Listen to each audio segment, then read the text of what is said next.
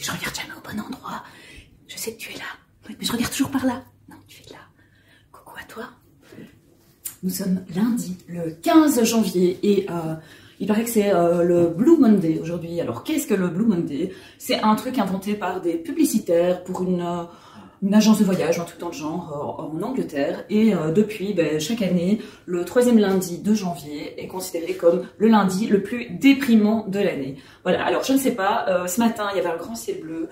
Moi, ce matin, j'ai levé le pied. Alors peut-être qu'effectivement, il y a peut-être un rapport avec le fait que, à partir de la mi-janvier, ça devient un peu plus compliqué. Hein. Ça fait déjà quand même depuis début décembre qu'il fait un peu moche. C'est un petit rappel pour se rappeler que de temps en temps, il faut se donner l'autorisation de lâcher le pied. Et c'est ce que j'ai fait. Et du coup, bonne nouvelle, j'ai terminé la seconde vie de Myriel West. Personne n'y croyait, même moi, qu'un jour j'allais terminer de lire ce roman. Vous allez penser que c'est parce que je n'ai pas aimé ma lecture, alors que c'est totalement faux. J'ai passé un bon moment. Alors c'est pas une lecture drôle, hein, puisqu'on se retrouve dans ce qu'on appelle une léproserie, dans un hôpital où on soigne les lépreux aux États-Unis à la fin des années 20 à peu près, si mes souvenirs sont bons, en tout cas dans les années 20. Comment dire, Myriel West, le personnage principal, est légèrement énervante. Voilà, c'est le mot. Franchement, elle m'a pompé l'air plus d'une fois. Pas parce que, bon voilà, elle souffre bien entendu, elle est séparée de sa famille, elle vient d'un milieu nanti, elle se retrouve dans un hôpital avec des gens de tous les milieux, en plus de ça, des gens qui sont estropiés, voilà, je vais y arriver, estropiés, des gens qui sont abîmés, des gens qui, comme elle, sont quelque part, enfin même pas que quelque part, sont rejetés de la société. Mais le truc, c'est que comme elle vient vraiment d'un milieu, voilà, elle vient de Hollywood. Alors même si c'est le Hollywood muet, donc un Hollywood bien différent du Hollywood de nos jours, ça n'empêche que, voilà quoi. À un moment donné, t'as envie de lui donner une baffe et de lui dire bon, ok. Alors, pour sa défense, elle a vécu un drame familial. Et là aussi, ok, voilà. Je ne juge pas ça du tout, mais voilà, enfin, je veux dire, bon. Là, je me rends compte que je suis vraiment intolérante parce que finalement, c'est vraiment une pauvre femme qui a vécu un drame, qui est malade. Alors, la lèpre, c'est pas une maladie qui s'attrape facilement, malgré ce qu'on a cru pendant très longtemps. C'est une maladie qui a un temps d'incubation qui peut être très long, et souvent c'est une maladie que l'on attrape quand on est enfant, parce que visiblement on est plus fragile quand on est enfant, et donc même si les premiers symptômes apparaissent parfois 15 ans après, donc au début de l'âge adulte, voilà, on était déjà porteur de la bactérie avant, puisque c'est une bactérie. Que dire sur ce livre? Alors donc, ce livre est bien écrit, il est facile à lire, il faut juste pas faire comme moi, ne pas le lire juste avant d'aller dormir, voilà, parce que sinon on lit 25-30 pages et puis on s'endort. Ça a été le problème de cette lecture. Pour moi, en tout cas, le plus gros problème c'était ça, et pas spécialement, ou même pas du tout l'histoire, ou même le personnage de Myriel, même si perso, voilà quoi.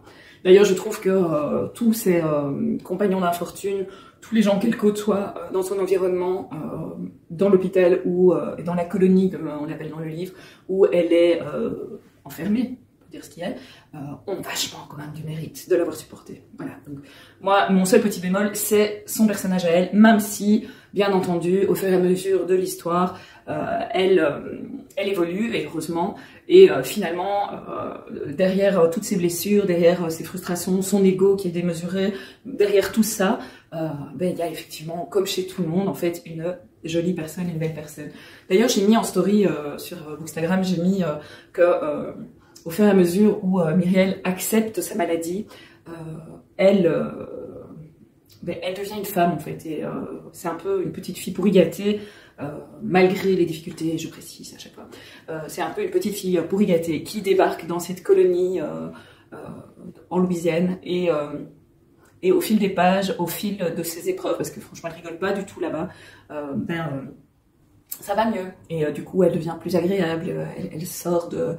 Voilà, elle évolue, et c'est quelque part naturel aussi, et on a tous un chemin à parcourir pour atteindre notre maturité. Et même une fois qu'on a atteint la maturité, c'est pas pour ça que tout s'arrête et que du coup on a 100% raison et que le monde tourne autour de notre nombril. Voilà. Donc il est déjà en librairie depuis le 31 octobre, donc vous voyez bien le retard.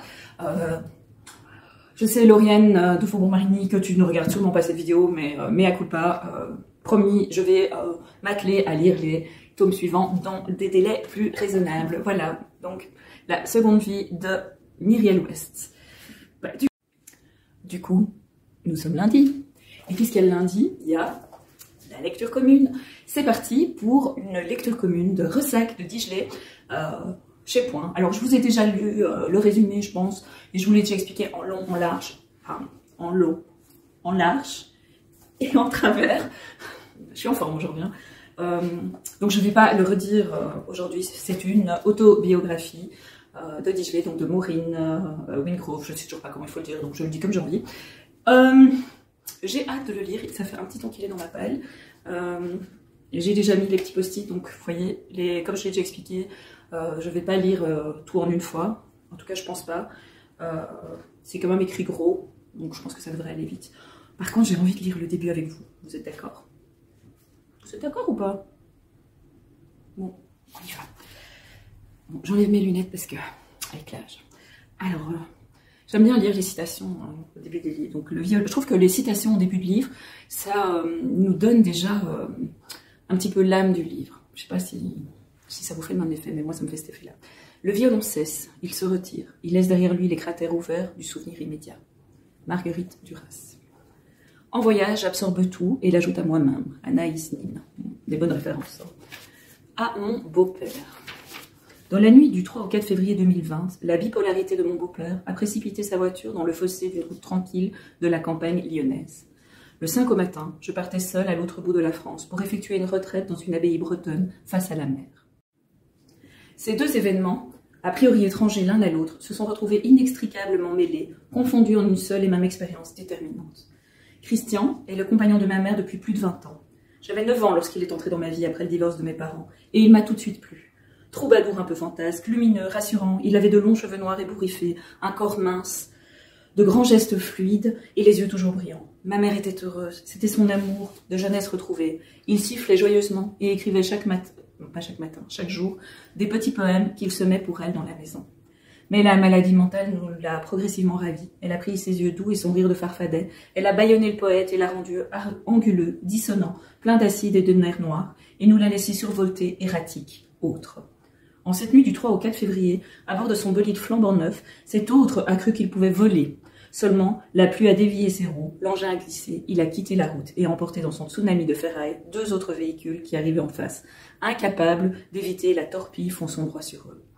De la voiture de Christian, il ne reste rien qu'une carcasse démolie, aux tripes arrachées, des lambeaux d'acier et de caoutchouc noircis, un tas de viscères mécaniques, à vif, perchés sur un unique pneu désaxé.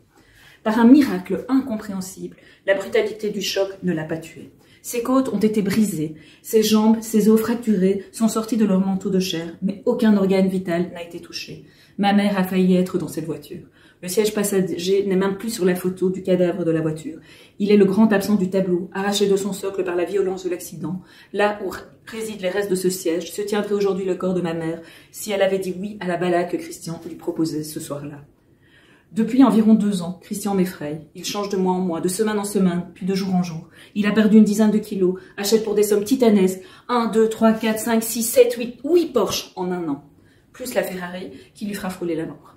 Lui qui vivait en A7 depuis près de 20 ans. Lui si conciliant et tendre se met soudain à vociférer. Il crie sur nous, sur ses amis, sur des passants dans la rue, sur des serveuses au restaurant, sur des collègues, sur le voisin d'en face.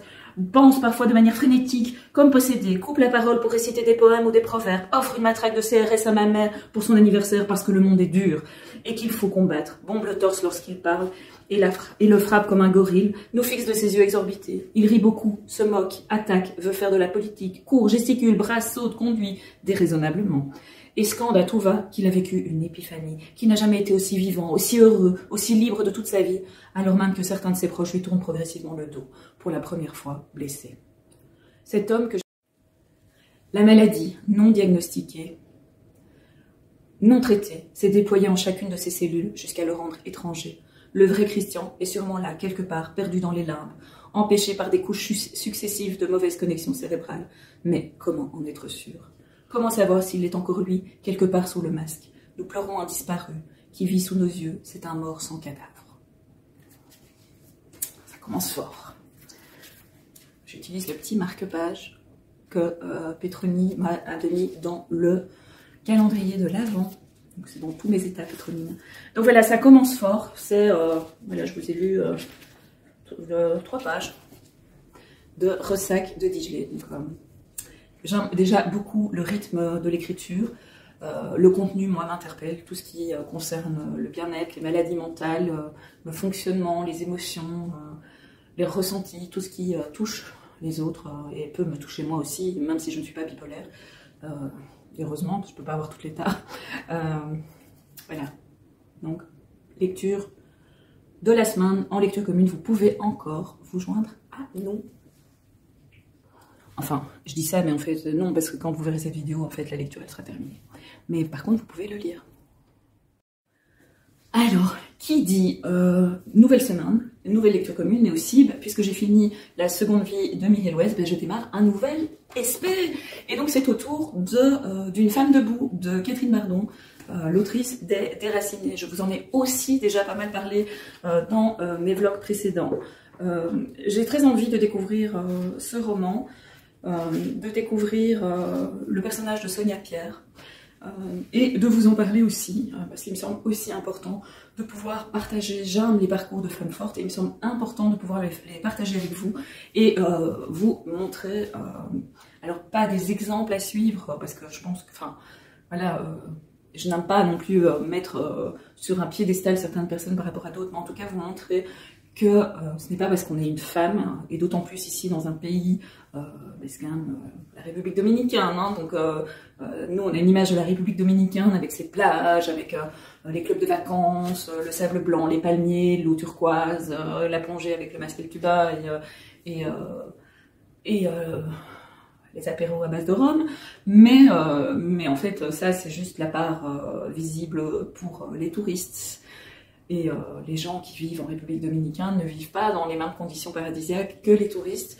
Et je trouve ça intéressant de montrer que même en venant de nulle part, alors bon évidemment c'est pas donné à tout le monde non plus je pense. Je pense qu'il y a vraiment aussi une part de personnalité, une part de chance, une part de... Ah, il y avait un petit rayon de soleil, il vient de tomber, c'est pour ça qu'il fait plus son. Donc c'était aussi une part de...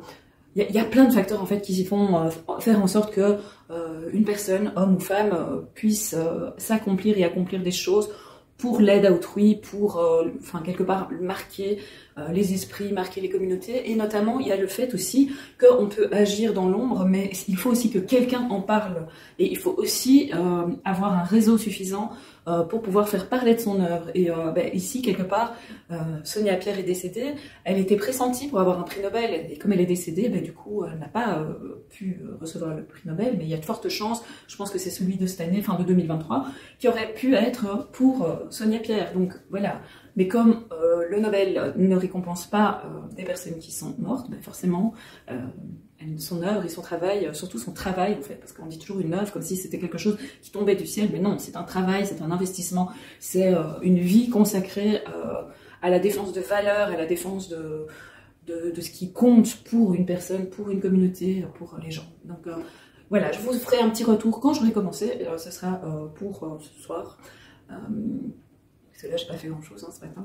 Enfin, si, j'ai lu, mais bon, aux yeux du peuple et du monde, je n'ai pas fait grand-chose. Mais donc, il est en librairie depuis le 4 janvier. Donc, ça fait 2 semaines qu'il est en librairie. Et je l'ai vu, donc voilà. Je termine pour aujourd'hui avec une réception de Erol. Donc, c'est la réédition de Ta deuxième vie commence quand tu comprends que tu n'en as qu'une, de Raphaël Giordano en poche aux éditions Erol. Voilà. Et il fait tout triste parce qu'il neige. Comme je vous ai montré sur les vidéos. Mais il y avait un petit rayon de soleil, un petit peu de ciel bleu, mais là, tout est parti. Alors, pourquoi acheter cette édition? Si vous l'avez déjà lu, peut-être pour vous rafraîchir la mémoire si vous n'avez pas gardé le livre. Moi, je sais que je l'ai dans ma bibliothèque.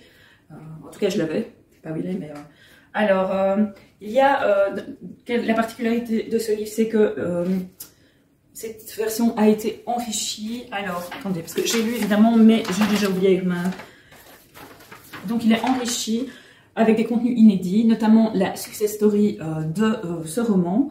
Et aussi, c'est même plus qu'un roman, c'est un best-seller, parce qu'il s'est vendu à 7 millions, voilà, 7 millions de lecteurs, hein, ce qui est quand même énorme quand on réfléchit. Donc là, une version enrichie. Et aussi, y a une partie qui explique comment la deuxième vie de Raphaël Giordano a commencé quand elle a publié ce livre. Voilà.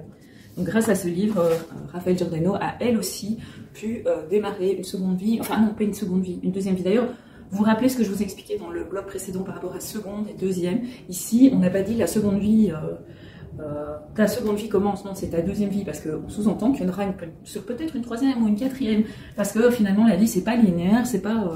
Alors, que dire de ce roman que j'ai lu il y a super longtemps, quand il est sorti, donc je sais pas quand date vraiment l'original. En 2014, donc ça fait 10 ans. Quand je l'ai lu il y a 10 ans, j'étais nulle part, en fait, je me rends compte, j'étais nulle part au niveau de mon développement personnel. Alors ça m'intéressait déjà, je m'intéressais déjà à pas mal de choses, mais je ne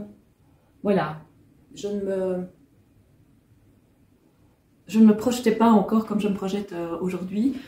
Oui, en tout cas, je savais déjà qu'il y avait quelque chose qui dysfonctionnait dans ma vie, et notamment au niveau professionnel, mais je n'avais pas idée que j'allais faire un burn-out et que finalement, à un moment donné, j'allais me retrouver à la maison pendant 4 ans, à réfléchir à mon avenir, à me reconstruire en lisant, en faisant des vlogs, en faisant des chroniques, en faisant des activités littéraires. Et donc ceux qui me disent oui, il serait temps que tu retournes travailler, ben oui, je suis bien d'accord avec vous en fait. Donc là, ceux qui pensent ça, vous avez raison. Mais maintenant, la vie n'est pas toujours ces petites choses linéaires avec des il faudrait que, et si tu avais fait ci ou si tu avais fait ça. Voilà, effectivement, si j'avais fait ci ou si j'avais fait ça, mais les constats sont utiles jusqu'au moment où ils ne servent plus à rien. Et à mon stade, ça ne sert plus à rien. Voilà, parce que quelque part, je les ai déjà fait toute seule et que j'ai pas besoin des autres pour me les faire. Bon, rien à voir avec le bouquin, mais enfin, si qu'on a un petit peu. Donc, voilà. Pour qu'il y ait ce livre, je pense pour toute personne qui, quelque part, n'a pas encore fait un grand cheminement, ou en tout cas un grand travail sur lui-même. Tout simplement parce que ça reste quand même une histoire assez basique, ça reste du développement personnel caché derrière un roman, avec des trucs à la grosse louche, et que quand on connaît les concepts, quand on les a déjà, qu'on a déjà essayé de les mettre en place, qu'on a déjà participé à plein de choses, des conférences, qu'on a lu d'autres livres, qu'on a écouté des podcasts, forcément, un livre comme Ta deuxième vie commence quand tu comprendras que tu n'en as qu'une, peut sembler redondant et peut sembler un peu lourd, puisqu'on ne fait finalement que enrobé d'une jolie couverture, des choses qui nous semblent à nous, qui avons déjà fait une part du chemin, évident. Ce n'est pas le cas pour tout le monde, et donc je trouve que c'est bien qu'il soit sorti en poche aussi, parce que justement, il est à petit prix. Alors, il me semble que j'avais déjà vu en poche, hein, mais je me trompe peut-être. À mon avis, il est déjà sorti, mais il n'y avait pas les parties supplémentaires. Que dire de plus? De le lire, si vous avez envie de lire. C'est peut-être l'occasion maintenant, si vous ne l'avez pas lu avant, de le découvrir dans cette nouvelle version. Je vais quand même faire une chronique un de ces jours, parce que vu mon retard sur cette lecture, et ce que je voulais dire quand même, c'est que même 10 ans après, j'y pense quand même de temps en temps à ce livre, et je repense à certains tips, à certaines propositions, à certaines idées, et il y a certaines choses que j'essaie de mettre en pratique. Maintenant, ce n'est pas aussi simple aussi, et c'est vrai que c'est aussi peut-être parfois le reproche qu'on pourrait faire à ce genre de lecture, c'est que ce genre de livre donne l'impression que c'est facile en fait, et que finalement commencer une nouvelle vie, vas-y, il suffit de lire le livre et tu mets en application ce qui est mis, hein, faire comme si, un carnet positif, machin, enfin, voilà. Mais si c'était si simple, les psys n'existeraient plus, et les psychiatres non plus, et plus personne ne ferait du yoga, et plus personne ne ferait de la méditation, et en fait, on lirait tous des livres de développement personnel, et tout irait bien. Voilà. Mais par contre, c'est un bon appui, un bon truc à utiliser, et peut-être de temps en temps, se replonger dedans, relire des passages qu'on a appréciés. Voilà. Alors, justement, comme ça fait quand même 10 ans que le livre existe, les éditions Erol font un appel à témoignages. Alors, attendez, je cherche le papier. Voilà. Donc, dans le livre, enfin, là je vous montre le papier, mais dans le livre, en fait, il y a un code QR, il est facile à trouver, hein. Il y a la première de couverture, il est en deuxième de couverture. Il y a un code QR avec un appel à témoignage. Alors, donc ici, à quoi sert cet appel à témoignage? Enfin non, je paragune n'importe quoi. Alors, la question c'est, et vous, quand votre deuxième vie a-t-elle commencé? Racontez-nous. Donc, les éditions Erol vous proposent d'écrire votre propre histoire. En quelques pages, faites le récit du ou des changements que vous avez opérés dans votre vie suite à la lecture du roman culte de Raphaël Giordano. Les 10 plus beaux témoignages seront publiés dans l'édition collector de Ta deuxième vie à paraître en 2025 pour les 10 ans du best-seller. Ah bah, c'est bizarre parce que moi je voyais 2025. Bon, ça fait pas 10 ans. Bref, l'année prochaine il y aura un collector et ils vont inclure les changements de vie des personnes par rapport à ce livre, ce qui est quand même super chouette. Donc, si vous avez envie de participer, je vous invite à acheter le livre et à scanner le code QR. Alors, je ne sais pas si le code QR est accessible, est accessible à tout le monde ou s'il faut acheter le livre, ça je ne sais pas. Mais ça vaut peut-être la peine de se renseigner, d'aller voir peut-être sur le site d'Erol. Alors, je vais quand même vérifier un petit truc avant de vous laisser. Voilà, ils mettent en librairie en janvier 2024. Donc, je pense que je l'ai vu. Bon, on est déjà le 15, donc je crois qu'il est déjà dans les rayons. Ah oui, ici, je vois, cet ouvrage est paru pour la première fois aux éditions Erol en 2015. Donc, voilà, c'est parce que j'avais regardé le copyright, et le copyright est de 2014. Bon, voilà la petite réception du jour. Moi, je vais continuer à vaquer à mes petites occupations, à mes projets, à essayer d'avancer dans tout ce que je dois faire, parce que c'est bien de se poser une matinée, mais ça ne fait pas avancer le schmilblick. Et je vous fais un gros bisou, et je vous dis bonne lecture, et on se retrouve très vite, demain, après-demain, en gros, quand j'aurai le temps. Ciao!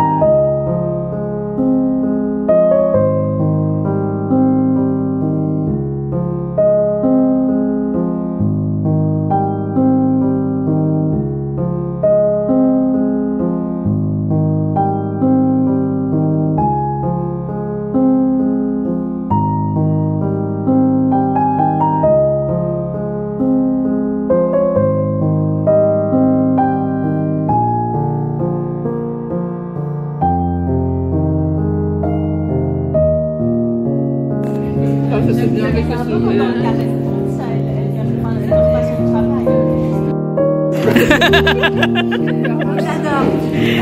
J'adore cette Mais sinon, je coupe le son. Hein. Donc voilà, j'adore cette actrice. Je te mettrai une petite musique. Il y a très longtemps. Ce que je me souviens, enfin je l'ai pris par rapport à l'hiver. Pourquoi? Parce que de ce livre, ce que je m'en souviens, ce dont je me souviens, c'est quoi? C'est le vent, le froid. Ça se passe en Angleterre, sur la côte vers Nîmes. Coucou, nous sommes dimanche, je ne vous ai pas pris de toute la semaine, je ne suis pas très fière. Alors je pourrais dire qu'il a neigé, que tout le monde était à la maison, que du coup j'ai quand même pas mal joué mon rôle de mère de famille, j'ai lu quand même un petit peu aussi, enfin bref, j'ai pas... En fait, ce qu'il y a, c'est que les journées sont hyper courtes. Enfin, vous allez me dire, pour vous, c'est pareil, mais les journées sont hyper courtes. Du coup, je fais tout ce que j'ai à faire. Et puis, chaque fois, je me dis, je vais m'installer, commencer à parler lecture, machin et tout. Et puis, finalement, ça se met pas. Donc, cette semaine, ça s'est pas mis. Mais je me suis dit quand même que j'allais vous prendre pour clôturer le vlog de cette semaine. Et pour pouvoir démarrer le nouveau vlog demain. Au niveau de... Je suis coiffée, pourtant je vous assure, j'ai passé un coup de brosse dans mes cheveux, mais c'est une horreur. Bon. Que dire? Que dire pour avoir l'air intelligente? Je me tue moi-même, en fait. Donc, que dire? J'ai lu cette semaine. Ce vlog est... je ne sais même plus parler. Ce vlog est complètement nul. Là, je vous prends... Je coupe, je recommence. On va pas trouver ça. Je crois que ce sera plus simple. Bon, je me suis un peu mieux organisée. Mes lectures de cette semaine enneigée, vous avez vu, hein, je vous ai fait des vidéos. Hier, c'était le book club une fois à Bruxelles. C'était super chouette. Ce que j'aime bien avec ces book clubs, c'est que c'est pas des book clubs... J'aime bien quand il n'y a pas trop de monde non plus, comme ça, chacun peut parler avec chacun et c'est pas une seule personne qui prend toute la place ou... Enfin bon, même si je parle beaucoup, hein, faut l'admettre. Mais c'est vraiment, voilà, je lis... Enfin, ici, de toute façon, dans ma tête, les book clubs sont limités à 8-10 personnes maximum. Parce que pour moi, plus de gens, ça fait trop de monde en fait. Et moi, j'ai pas l'impression de profiter non plus. J'aime bien aussi rencontrer les personnes lors des book clubs. Et donc hier, on était 5 et c'était vraiment top. Et on était au Café Joyeux, qui est un concept venu de France. Ce sont des personnes en situation de handicap, des personnes, des jeunes adultes trisomiques qui s'occupent certains sont en cuisine, d'autres sont en salle. Et le menu est sympa, c'est simple, c'est de la nourriture assez simple. Bon, c'est peut-être un petit peu cher, voilà, mais c'est bon et surtout c'est frais, c'est fait sur place et vraiment, voilà, c'est un chouette endroit. En plus, les tables sont pas les unes sur les autres, donc on avait une table de 6 et on était à la fois dans la salle avec les autres, mais à la fois on était isolés à notre petite table de 6. Voilà, et le thème c'était l'hiver et on a toutes trouvé des lectures sur l'hiver et c'est vrai que c'est amusant quand je fais un book club, c'est que quand je lance le thème, les filles me disent toujours oh là là, mais je vais jamais rien trouver sur ce thème et puis finalement elles trouvent, voilà, c'est un petit peu une impression qu'elles ont de ne pas pouvoir y arriver et finalement elles y arrivent très bien. Alors, au niveau de mes lectures, voilà le bilan de la semaine. Alors bilan presque parce que je n'ai pas totalement terminé Une femme debout. Il me reste 50 pages à peu près, peut-être un peu plus. Il y a des pages blanches. Hier on a eu une discussion justement, mais c'est quoi toutes ces pages blanches? Tout simplement parce que c'est une épreuve non corrigée. C'est une ENC et donc forcément c'est un service presse. Donc forcément il est moins finalisé aussi qu'un livre qui sera en librairie. Et puis ça peut être sympa pour... je me dis, le journaliste qui reçoit le livre, il peut noter directement dedans. Alors, voilà, ceux qui veulent, évidemment. Moi, j'ai pas écrit dedans. J'ai pas mis de post-it pour cette lecture-ci. Ça m'inspirait pas. Alors, pourquoi pas? Parce que le livre ne me plaît pas, loin de là. Donc, c'est Une femme debout de Catherine Bardon. J'apprécie vraiment beaucoup ma lecture. C'est une fiction historique basée sur des faits réels, puisqu'il y est question de Sonia Pierre, qui est une femme d'origine haïtienne, mais qui est née en République dominicaine, et qui a passé sa vie, parce qu'elle a commencé quand même très jeune, à sensibiliser les gens, le monde, la communauté internationale, à ces statuts, en fait, à ces personnes qui, en fait, parce que ça existe encore de nos jours, des gens qui sont apatrides. Ici, Sonia Pierre, donc ses parents venaient d'Haïti, ils ont été embauchés pour travailler dans les champs de canne à sucre dans les années 60. Et en fait, elle a eu de la chance parce que sur sa route, elle a croisé un prêtre canadien, un curé canadien qui lui a donné une éducation, qui lui a offert une éducation, qui s'est battu pour qu'elle puisse poursuivre ses études parce qu'il a vu en elle un potentiel. Et j'utilise la caméra comme coiffure.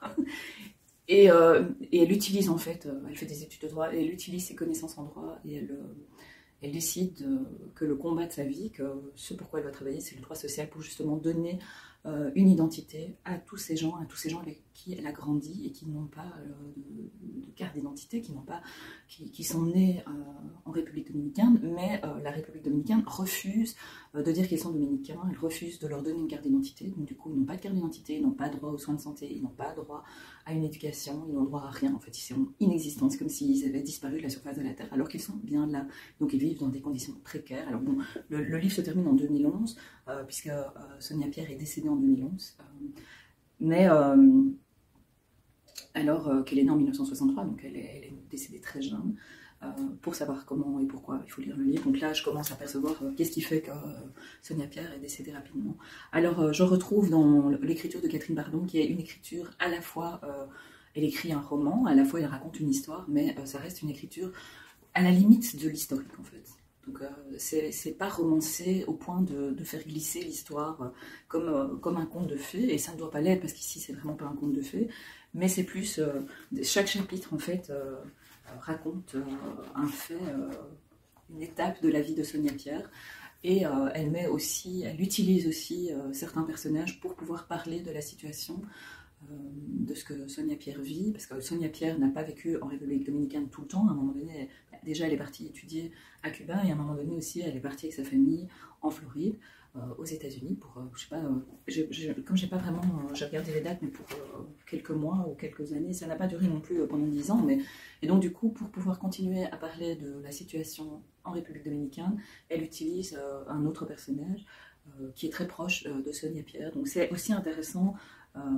Elle apporte aussi ce regard de quelqu'un d'autre qui voue une admiration à Sonia Pierre, au travail de Sonia Pierre, et surtout qui bénéficie, ou en tout cas qui est censé bénéficier directement du travail de Sonia Pierre.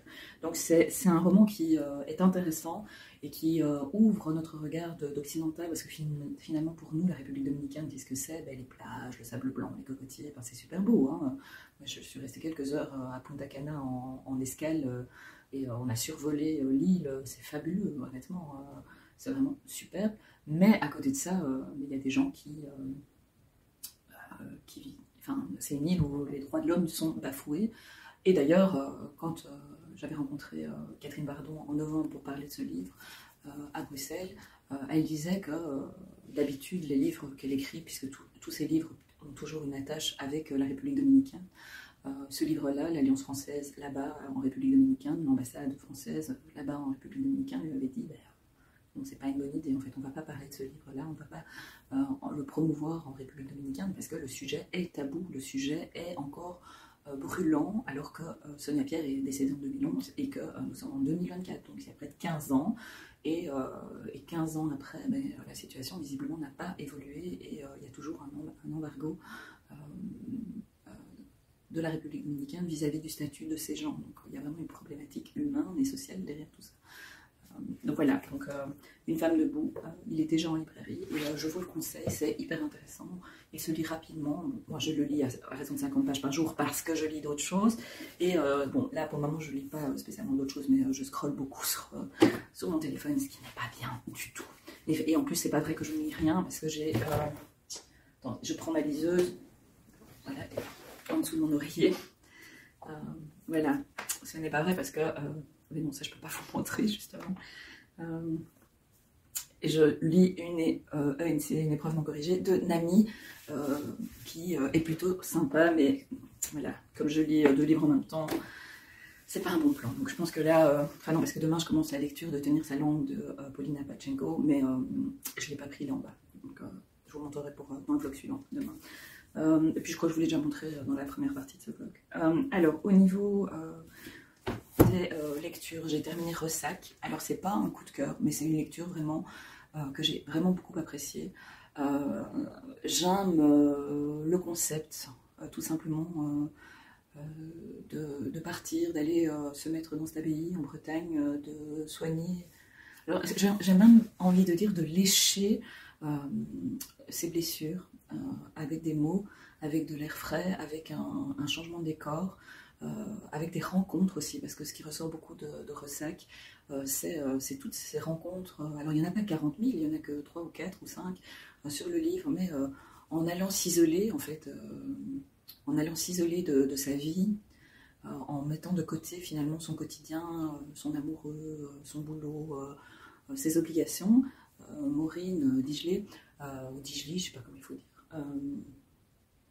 en fait, elle va chercher une solitude qu'elle trouve, mais dans cette solitude, elle rencontre d'autres solitudes, donc d'autres personnes qui, comme elle, cherchent la solitude, et un temps pour elle, un temps pour s'isoler, et c'est hyper intéressant parce que finalement, ces femmes entre elles s'apportent beaucoup de choses, sans le vouloir, elles s'entraident. Donc je trouve ça assez passionnant, et moi j'ai envie c'est ce que j'aime en fait finalement dans les rencontres, dans les book clubs notamment, dans les miennes book clubs, c'est justement d'être en connexion avec les autres, avoir un objectif commun. Bon, ici pour les book clubs c'est la lecture par exemple, mais dans Ressac l'objectif commun c'est de se retrouver, de prendre un temps d'intériorisation, et le cadre, le contexte le permet, mais il permet aussi de se recentrer, d'être, qu'est-ce que je raconte, de rencontrer d'autres personnes. Et aussi, ce qui est merveilleux, c'est la synchronicité aussi des rencontres qu'elle fait. Donc il y a un petit côté magique, mais je pense que c'est quelque part la magie de la vie. C'est pas quelque chose de magique parce que il y a une fée qui est passée par là. Alors oui, s'il y a une fée, c'est la vie en fait, parce que la vie rend les choses magiques. Elle peut rendre les choses magiques si on s'autorise à laisser rentrer la magie, et aussi on s'autorise à mettre des lunettes pour voir la magie. Et donc dans Ressac, clairement, il y a cette magie, il y a la magie de la nature, mais il y a la magie des rencontres, la magie de la synchronicité, cette sororité finalement.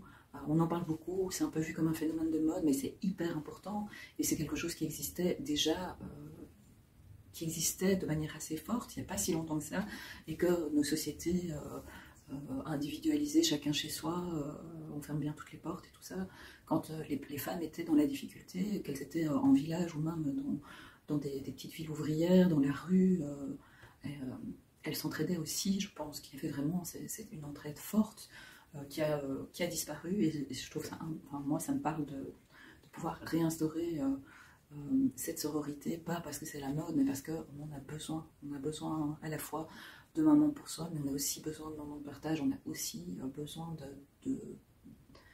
de redécouvrir notre capacité à écouter l'autre dans ses difficultés, à rencontrer l'autre dans ses difficultés. Et ce livre, en tout cas chez moi, a réveillé ce sentiment. Donc ça fait, depuis que j'ai commencé à lire, que je vais chercher, essayer de trouver cette abbaye où elle a été, parce que ça a l'air top, quoi. J'irais bien. Donc voilà, je vous le conseille, vraiment, un petit livre avec une superbe couverture, qui a quand même pris... qui était quand même dans la sélection du meilleur récit chez Point en 2023. Je sais pas, j'ai pas suivi. Je sais pas si c'est lui qui l'a gagné. Non, je pense pas, parce que sinon... Enfin non, parce que le livre, je l'ai déjà depuis un petit temps. Donc je l'ai acheté quand il était dans la sélection. Je sais pas si c'est ce livre-là qui a été sélectionné, mais en tout cas, moi j'ai beaucoup aimé. Donc je vous le conseille. En audio, j'ai terminé la Symphonie des monstres de Marc Lévy. Alors, j'ai passé un bon moment. J'étais aussi contente quelque part de retrouver certains personnages de la... je retiens jamais le nom, le truc des neufs là.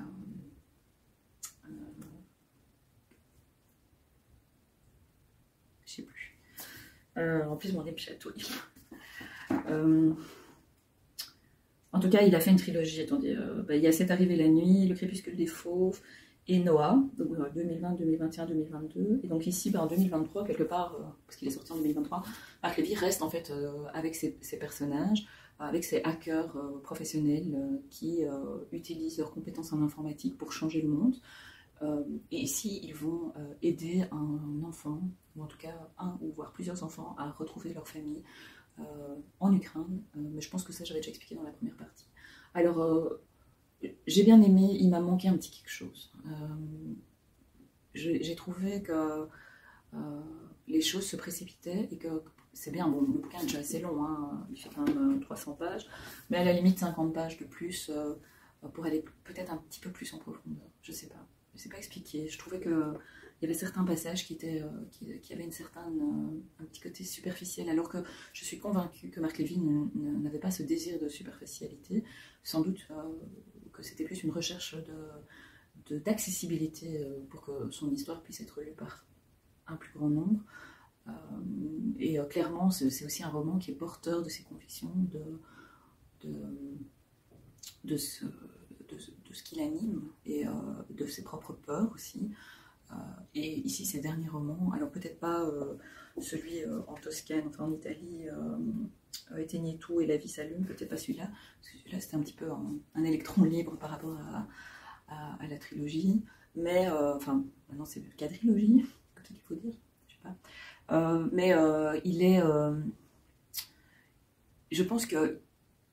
Il a un stade, maintenant il a 60 ans je pense quand même, il en a un stade où il a besoin d'alerter. Et c'est quelqu'un qui est féru d'actualité, qui analyse et décrypte l'actualité, qui prend ses sources à plusieurs endroits, il nous l'a expliqué quand on a pris le goûter avec lui.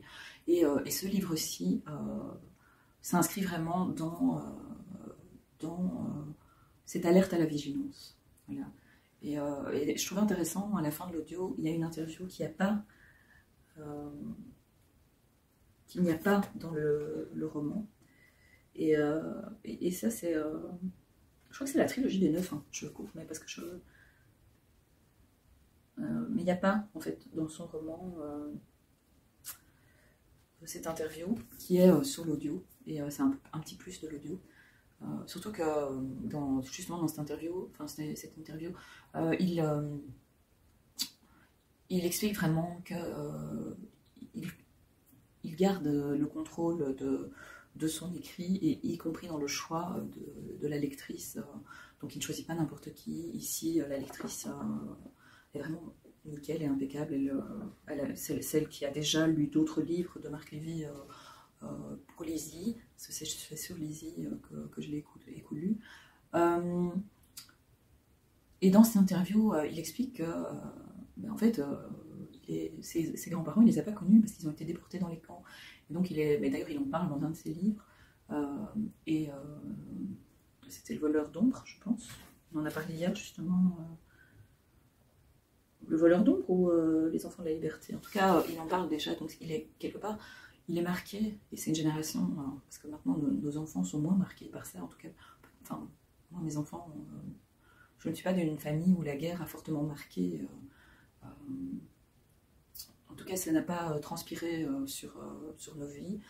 D'un côté, ils étaient en Afrique, donc ma grand-mère a traversé en 1939 l'Europe pour aller rejoindre mon grand-père en Afrique, parce qu'il était au Congo, qui était belge à l'époque. Donc Dieu sait comment elle a réussi à avoir les papiers pour aller jusque-là, je préfère pas savoir. À mon avis, elle avait de l'argent puisque son père avait beaucoup d'argent, il a tout dilapidé. Vive les ancêtres.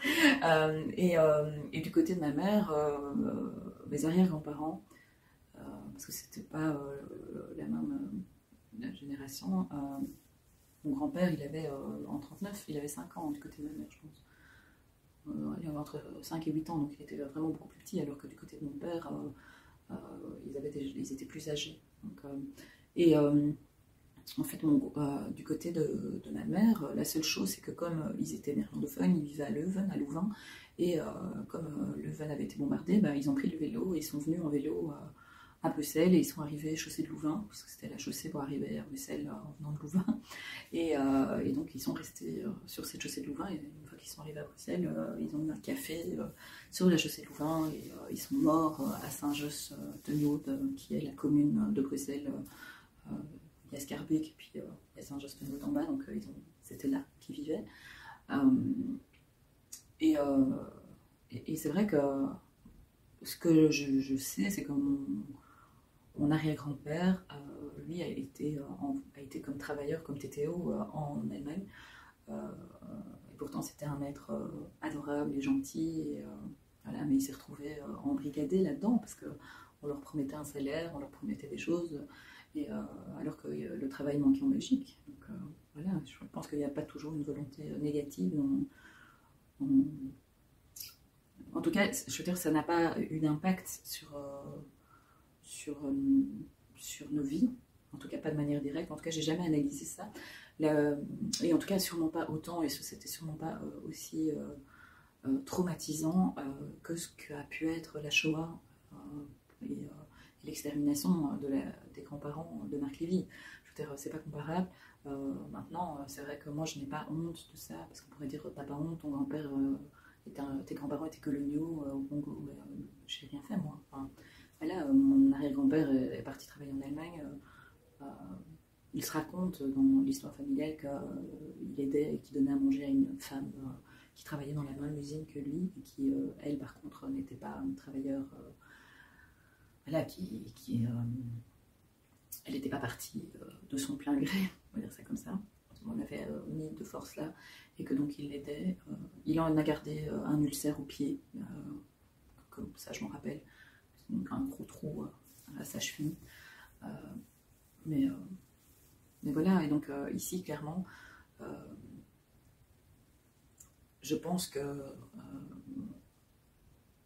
Marc Lévy avec ses livres essaye à son échelle, il utilise les moyens qu'il est là pour nous alerter, pour mettre en évidence les similitudes qu'il y a entre ce qui se passe en Ukraine. L'Ukraine n'est pas si lointaine, la volonté de Poutine.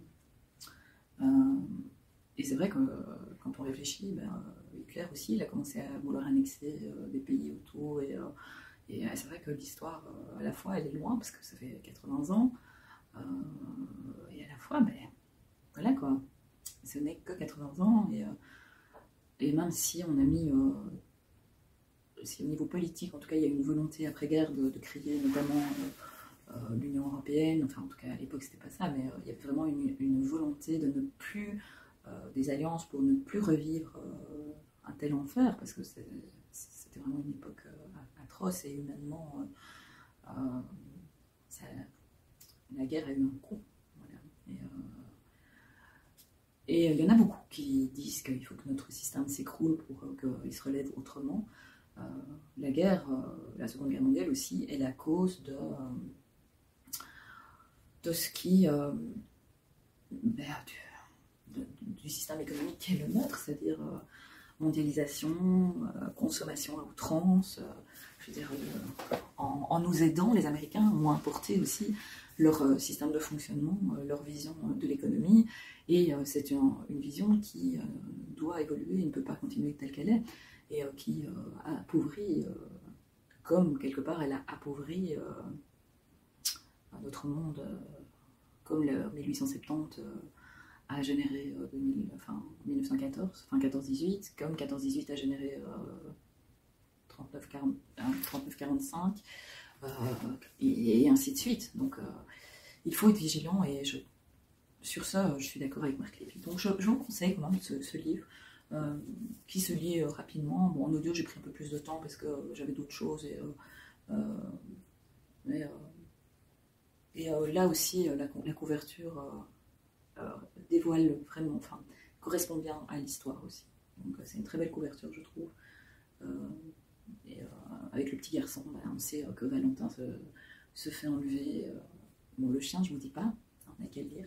Mais vraiment, je vous conseille cette lecture. Donc je l'ai terminée vendredi, ou hier matin. Et j'ai enchaîné. Alors là, c'est parce que Marc Lévy, c'était un service presse. J'ai reçu le livre aussi D'ailleurs, je vais organiser un concours, un de ces 4, parce que je ne vais pas le garder. Et j'ai un abonnement à Nextory, donc j'ai pris aussi un SP que j'ai reçu des éditions d'Ami. C'est le premier que j'ai reçu des éditions d'Ami. Je n'ai pas participé à l'élaboration du livre, puisque c'était les lectrices L'Ami de l'année précédente. Il y avait Pose-toi et va lire, les chroniques d'Angélique, les lectures de Claire, Fleur de Plume, Lily Livre et ici Mélanie Valentine. Et voilà, Eva de Pose-toi et va lire a écrit: j'ai adoré rencontrer June, cette bibliothécaire au grand cœur, elle m'a profondément touchée. Donc voilà. J'ai passé un excellent moment auprès de ces amoureux de la lecture, un véritable instant de réconfort. J'ai dévoré les pages les unes après les autres, ça c'est les chroniques d'Angélique. Et donc il est dans ma bibliothèque et j'ai envie de le lire, mais j'ai tellement de trucs à lire que quand j'ai vu qu'il était en audio, il est en audio chez Telem, je me suis dit oh ben pourquoi pas. Et donc je l'ai commencé, j'ai écouté 4 chapitres et c'est sympa, c'est mignon, c'est une bibliothécaire. Alors pour le moment, c'est un petit peu cliché, parce que c'est vraiment les clichés de la bibliothécaire introvertie, traumatisme de la mort de sa mère, elle a du mal à prendre sa place. Et par contre, ce que je trouve chouette, c'est qu'en fait, elle passe son temps à imaginer ce que les lectrices, oui, c'est les lectrices, non, les lecteurs, qui empruntent ces livres à la bibliothèque, quelle est la vie de ces gens. Et donc, elle imagine qu'en fonction des livres qu'elle leur prête, ça correspond à leur vie. Donc, par exemple, la femme affable plongée dans des manuels de langue russe devient une espionne à l'excitante double vie, et le jeune homme au teint blafard qui joue sur son téléphone un vampire fouillant le soleil. Donc voilà, c'est un peu tiré par les choses, vous allez dire, hein, mais bon, c'est sympa et ça fait du bien. Et j'ai besoin d'une lecture comme ça. J'ai aussi en audio, en SP, Arpenter la nuit, mais je me suis dit qu'avant de commencer à arpenter la nuit, j'allais me lancer dans quelque chose de plus léger, de plus. Voilà, j'avais besoin de positif. Parce que bon, la symphonie des monstres, c'est bien, c'est entraînant, c'est un thriller, voilà, on est bien tenu, mais c'est pas drôle quoi. Donc, une femme debout, c'est pas drôle non plus. Donc du coup, j'avais besoin de positif. Donc j'ai pris celui-là en audio. C'est Freya Sampson. Et Freya Sampson, elle a été productrice télé à Channel 4 et à la BBC, et son premier roman, La bibliothèque des petits miracles, voilà, c'est celui-là, est un best-seller en cours de traduction en 12 langues qui a su ravir le cœur des lecteurs du monde entier. Alors, je vous lis quand même la 4e. Hein. Aussi est-ce tout naturellement que June se réfugie entre les pages de ses livres préférés quand l'établissement est brutalement menacé de fermeture. Mais Stanley, le gentleman retraité, adepte de mots croisés, ou l'acariate Mrs. B, qui n'a jamais déniché de livre trouvant grâce à ses yeux, ne l'entendent pas de cette oreille. Ils en sont persuadés. Seule June peut convaincre le conseil régional de revenir sur sa décision. Et elle pourrait même se rendre compte qu'Elizabeth Bennet et Mr. Darcy ne sont pas ses meilleurs amis. Porté par des personnages aussi attachants qu'excentriques, un roman au charme so-british qui met en lumière le rôle essentiel des bibliothèques dans nos communautés. Il a l'air quand même vachement chouette. Et voilà, je suis convaincue que les livres, les bibliothèques, les librairies sont indispensables dans notre communauté, dans nos sociétés. Donc voilà, c'est un livre qui m'attendait. D'ailleurs, je ne peux pas vous le montrer, mais j'ai reçu le Faubourg Marigny du mois d'avril et je peux vous dire que la couverture est fabuleuse. Donc, je peux pas, je vais devoir l'effacer. Désolée. Bon, c'est bien tout ça. J'ai un logo écrié, j'ai des trucs à faire. Je pars à 13h. Hello, la biblio d'Hello vient me chercher. On va à un atelier de lithothérapie avec une pierre, un soin. Je vais essayer de filmer pour vous montrer un petit peu ce qu'on y fait. Je vous fais plein de gros bisous et je vous reprends à mon avis dès demain, puisque je vais essayer de faire le vlog quotidien. Parce que là, cette semaine, j'ai fait n'importe quoi. Bon, bonne lecture à vous. Je vous fais plein de gros bisous et à bientôt. Ciao!